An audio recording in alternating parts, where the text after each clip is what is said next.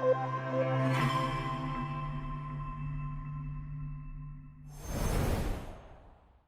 what's up everyone? GameDad here, coming at you guys with a brand new compilation video. This time, we are taking a look at all the videos I did in my Xbox Collection series. Now, these were the videos for the OG, the original Xbox, and it had a few different parts to it, so sit back and enjoy. America's Army was released by Ubisoft in 2005 and is your typical military-style game. You've got a little bit of story and a lot of action. Unfortunately, my Xbox couldn't read the disc, so I have no capture available for it. Amped was released by Microsoft Studios in 2001 and is actually the first game that I ever owned on the console. I remember having a blast playing through every level and finding every secret that I could, all while rocking out to music that I had transferred onto my Xbox. While I never got into Amped 2, released by Microsoft Studios in 2003 when it first came out, I did have a lot of fun playing this game while capturing footage for this video. It hit the nostalgia feels just right, and I ended up playing this game a lot longer than I had originally intended to. Batman Dark Tomorrow was released by Kemco in 2003.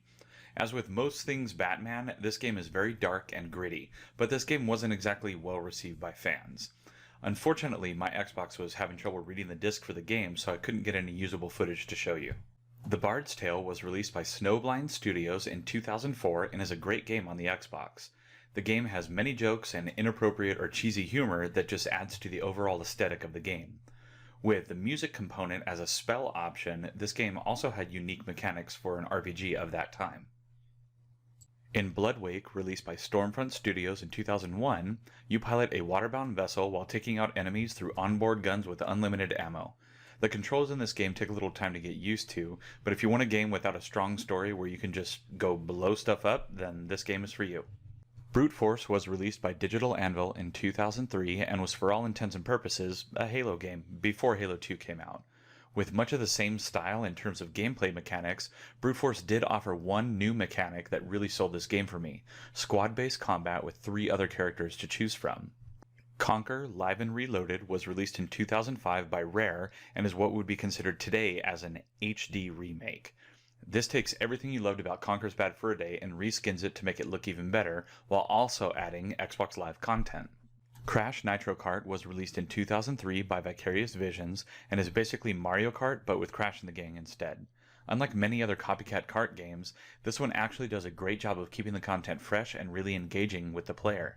This game is a blast to play with friends. DDR Ultramix 3 was released by Konami in 2005. There really isn't much to say about this game. If you've ever played a DDR game, it's like the one you played. There isn't really much of a difference from game to game in my opinion. Don't get me wrong, they are fun at parties, but that's about it. Dead or Alive 2 Ultimate was released by Team Ninja in 2004 and is a revamped version of the original Dead or Alive 2. To me, it plays the same way as most fighting games, but it's still a fun one to have in the collection. Dead or Alive 3 was released by Team Ninja in 2001 and is a continuation of their wildly popular franchise. In this game, you're greeted with familiar gameplay mechanics as well as some new characters and a graphics update. The Elder Scrolls 3 Morrowind was released by Bethesda in 2002 and is still a popular installment in the franchise today. While I wouldn't say that it hit the same level of fame that Skyrim did, this game definitely set the bar for what an epic open-world RPG should be like. I poured countless hours into this game when I was younger. Dungeons & Dragons Heroes was released by Atari in 2003 and takes the player on an epic D&D quest with one of 4 heroes to save the land from evil. In a sense, it's every RPG ever and actually has a D&D label on it. Fun game, but nothing earth-shattering. Family Guy video game was released by High Voltage Software in 2006, and I will admit I actually tracked the release of this one. That's how big of a Family Guy fan that I was. Was this the most amazing game that I had ever played? Not a chance. Was it still a lot of fun to play as my favorite Family Guy characters in a video game? You better believe it. Far Cry Instincts was released by Ubisoft in 2005 and is another fun installment in the Far Cry franchise. Stuck on an island, you must fight for survival while you see what the island has in store for you. With a much bigger arsenal than before, how long will you survive? Ghost Recon Advanced Warfighter was released by Ubisoft in 2006 and is in my opinion when the franchise started to show fatigue. This franchise eventually died out. I wonder how long Call of Duty has left. Ghost Recon 2 was released by Red Storm Entertainment in 2004 and was a continuation of the then popular Ghost Recon game. This game featured much of the same as the first game, but with the usual upgrades you would expect in a sequel. Ghost Recon 2 Summit Strike was released by Red Storm Entertainment in 2005 and is in my mind more of just an expansion and a way for the company to make a few extra bucks without having to create a whole new game from the ground up. Half-Life 2 is an absolute masterpiece and is one of those rare occasions where the sequel is better than the original. The game was released by Valve in 2004 and throws you right back into action. There's a reason so many games use this engine to develop as their base platform. Halo Combat Evolved was released by Bungie in 2001. Let's face it, if you had an Xbox, it was all but guaranteed that you had this game. It set the bar for all FPS games to come and basically invented the multiplayer model that is still used today. This was the first of many games that would take the player on an epic journey through space to save all life.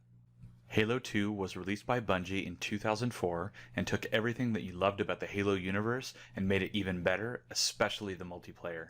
This game single-handedly, in my opinion, is the reason that Xbox Live exists today. Whether it was LAN or online, I was completely addicted to the multiplayer of this game and couldn't get enough of it. When the Halo 2 multiplayer map pack was released by Bungie in 2004, it was good and bad news. The bad news was that all of the glitches in the game that allowed things like the invisible staircase were now patched. The good news was that not only were existing maps revamped a bit, but new maps were included. This really added to the overall gameplay. Hitman Contracts is a continuation of the Hitman franchise and was released in 2004 by IO Interactive. This game takes on much of the same gameplay mechanics as other games in the franchise, but with predictable upgrades over its previous entries. Get a hit order, complete hit order, rinse and repeat. The House of the Dead 3 was released by Sega in 2002 and is a super fun game to play with the optional light gun accessory that is available for it.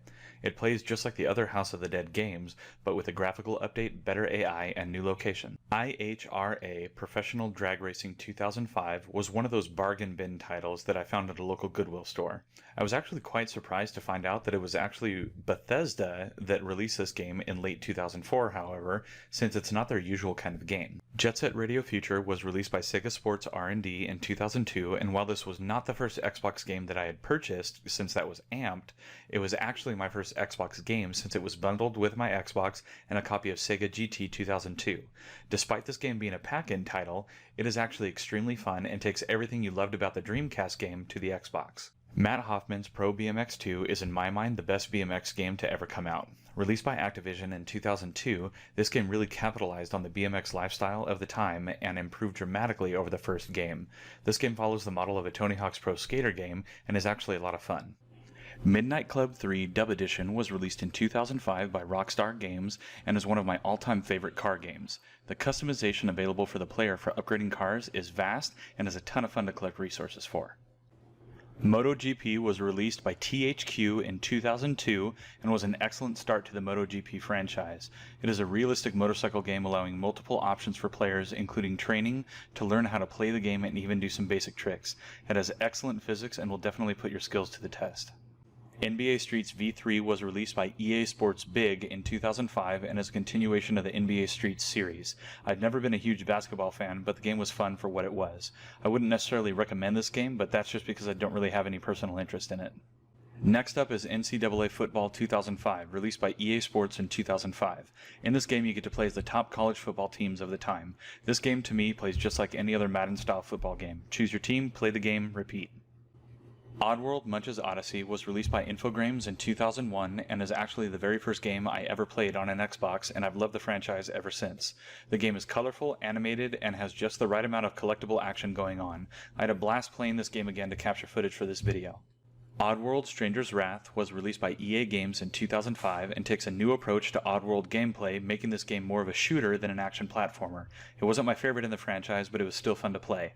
Fun fact, all of these Oddworld games are actually available as full ports on mobile devices now. Pac-Man World 2 was released by Namco in 2002 and is a mediocre game at best. There are quite a few of these open world style 3D Pac-Man games, but I am just not a fan. The gameplay and look of the games are very generic and makes the game feel like a bargain bin 3D platformer. Project Gotham Racing 2 was released by Microsoft Game Studios in 2005 and takes everything that worked from the first entry and improves upon it.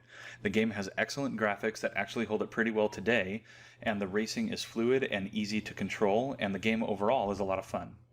Rayman Arena was released by Ubisoft in 2002 and is more of a minigame style entry in the franchise in my opinion.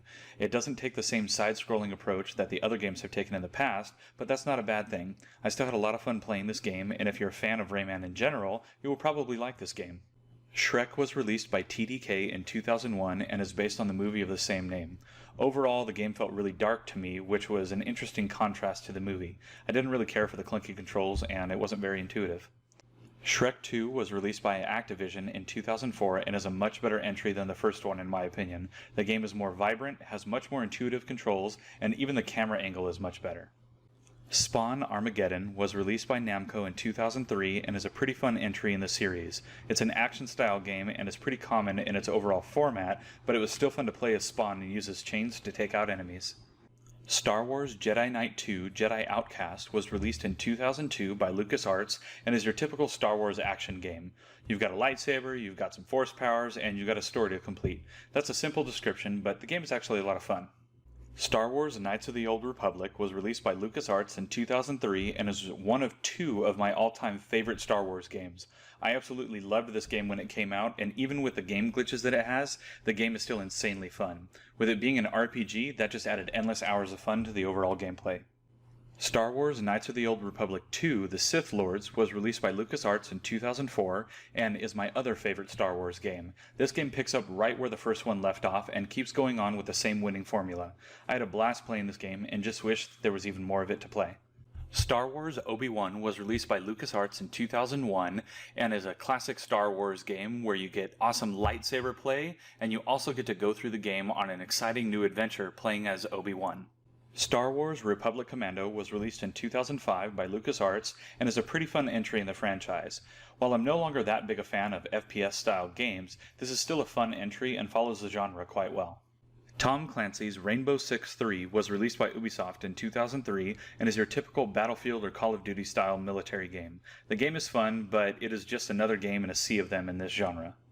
Tom Clancy's Rainbow Six 3 Black Arrow is a continuation of the Rainbow Six 3 game and was released by Ubisoft in 2004.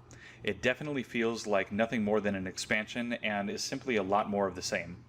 Tom Clancy's Splinter Cell Chaos Theory was released by Ubisoft in 2005 and is a truly great game. Before Splinter Cell, there were definitely stealth-style games, but not to this extent. The entire object of the game is to never be seen or have anyone know what you were doing. Tony Hawk's Pro Skater 3 was released by Activision 02 in 2001 and is a great continuation of the series both graphically and control-wise. There are new tricks, new locations, new skaters, and much more. This game is a lot of fun and I'm glad I have it in my collection. Tony Hawk's Pro Skater 4 was released by Activision 02 in 2002 and in my opinion is one of the best in the franchise. Everything was revamped to make this game look and play great and I had a blast playing this game again for this video. Top Spin was released by Microsoft Game Studios in 2003 and is a realistic-style tennis game with some special additives. The game plays exactly as you would expect a tennis game to play and is pretty fun. It's no Mario Tennis, but it is a fun game nonetheless. Turok Evolution was released in 2002 by Acclaim and is a great continuation of the franchise. I had a lot of fun playing through this game, hunting down enemies and shooting some dinosaurs along the way. Ultra Bust-A-Move was released in 2004 by Majesco and has the same underlying gameplay as any Bust-A-Move game. Unfortunately, I just couldn't get my Xbox to read the disc. Unreal 2 The Awakening was released by Atari in 2004 and is your typical alien-style shooter game. The story is okay, but the real appeal of this franchise is most definitely the multiplayer. Unreal Championship was released by Infogrames in 2002 and is definitely where it's at when it comes to playing an Unreal game. The multiplayer of this game franchise is excellent and the Unreal Engine is the backbone of some of the greatest games to ever be released. So there you have it, everyone. That was every video that was in my Xbox Collection series.